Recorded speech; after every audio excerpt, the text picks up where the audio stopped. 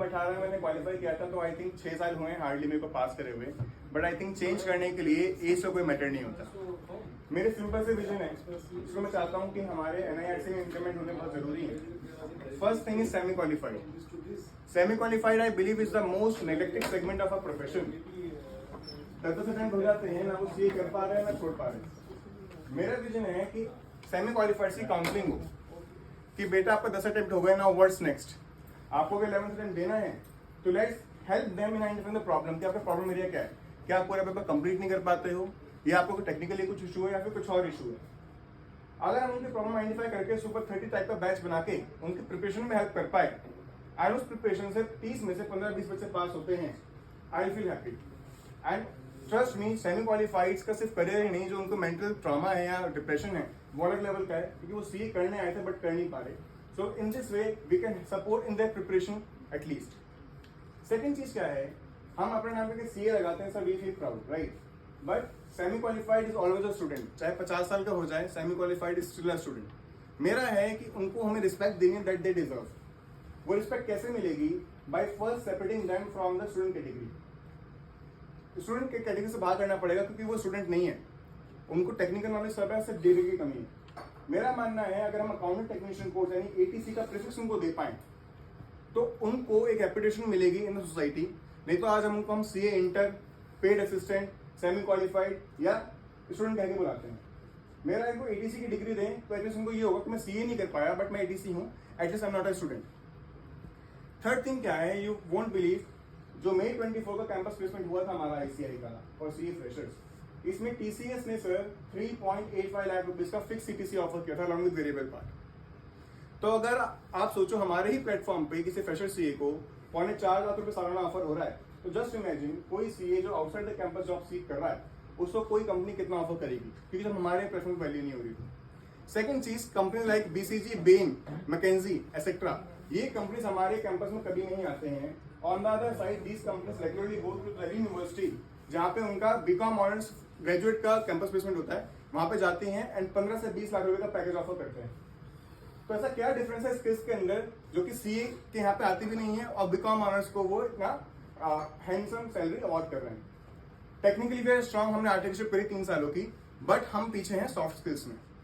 जो 3 साल का रेगुलर कॉलेज आपका पर्सनैलिटी डेवलपमेंट में हेल्प करता है, वो CA being a correspondence course नहीं कर पाता। हमारे यहाँ सिर्फ GMCS होती है in the name of soft skills. मेरा मानना है कि GMCS होती है बट 15 दिनों में कितना आउटपुट निकल पाता है। मेरा विजन है कि GMCS में सिर्फ और सिर्फ सर्टिफाइड ट्रेनर ही हमें फैकल्टी की तरह आए, जो कि मैं बताए कि Vishal how to practically negotiate, how to deal with people, how to present yourself. क्योंकि आफ्टर क्वालिफिकेशन सर 90% काम जो हमें करना रहता है वो पब्लिक डीलिंग ही है। I have to deal with my boss, my client, my junior, my seniors. तो वो चीज वहां पे फाउंडेशन बनेगी तो बात बनेगी। एंड अगर हम मैंडेटरी कोर्स के अंदर क्वालिटी ऑफर कर पाए तो मेरा विजन है साथ में हम एक वॉलंटरी कोर्स लॉन्च करेंगे in collaboration with institute like IIMs, कि वहां पे जाके आप रिफ्रेशर कोर्स कीजिए, चाहे 50-60 रुपए की फीस लेनी है उससे, हम वॉलंटरी होगा but we will offer quality and बच्चा उसमें एनरोल करेगा, क्योंकि उसको पता कि जो मेरे को IIM के साथ मिलेगा टुगेदर विद सीए फैकल्टी वहां पे, वो मेरे को लाइफ टाइम एक्सपीरियंस होगा and they will proudly say that I am Ahmedabad alumni या डिप्लोमा कोर्स एल्यूमिनाई, ऐसा करके आएगा। मेंबर्स की बात करें, इसी कैंपस में हमारे 250 प्लस चार्टर्ड अकाउंटेंट्स होंगे, right. But if I invite them to be a faculty on any particular topic, I don't think more than 10% will raise their hands कि सर मैं आपकी फैकल्टी बनने के लिए तैयार हूँ या मैं स्पीकर आने के लिए तैयार हूँ। मुझे लगता है कहीं ना कहीं एक्सपोजर की कमी है, कि जो एक्सपोजर मिलना चाहिए था पब्लिक स्पीकिंग का वो मेंबर्स को हमारे नहीं मिला, या हेजिटेशन है। मेरा है कि मेंबर्स की हेजिटेशन को रिमूव करना चाहिए। कैसे होगा? हमें as a member 30 CPR mandatory है to attend as an audience.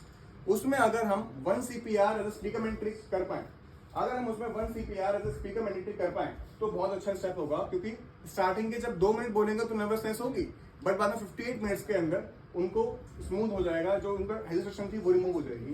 And अगर उन्होंने 1 घंटा अच्छा बोला तो उनको खुद का मन करेगा कि सर मेरे को नेक्स्ट सेशन करना है।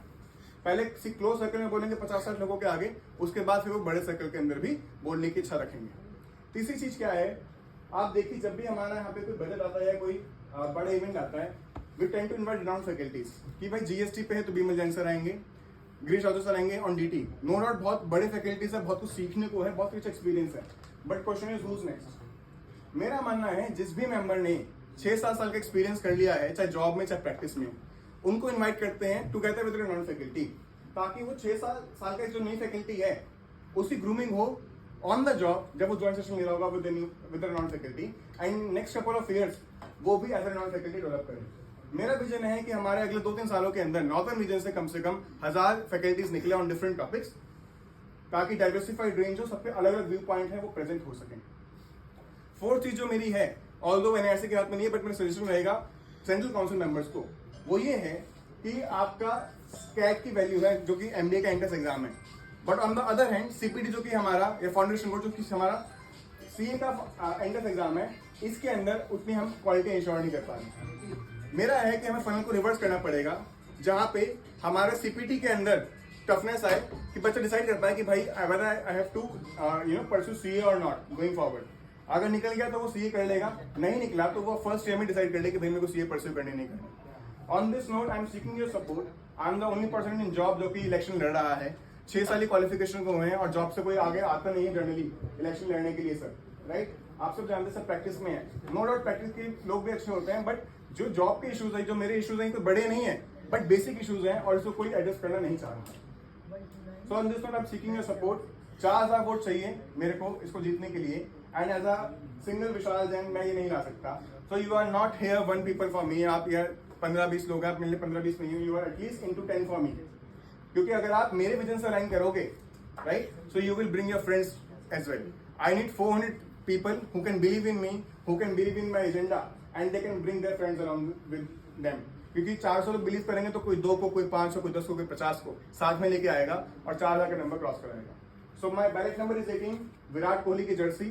We all are cricket fans, right? So Virat Kohli की jersey, ballot number 18, Vishal Jain. Thank you for having me. जी सर, आपके इश्यूज।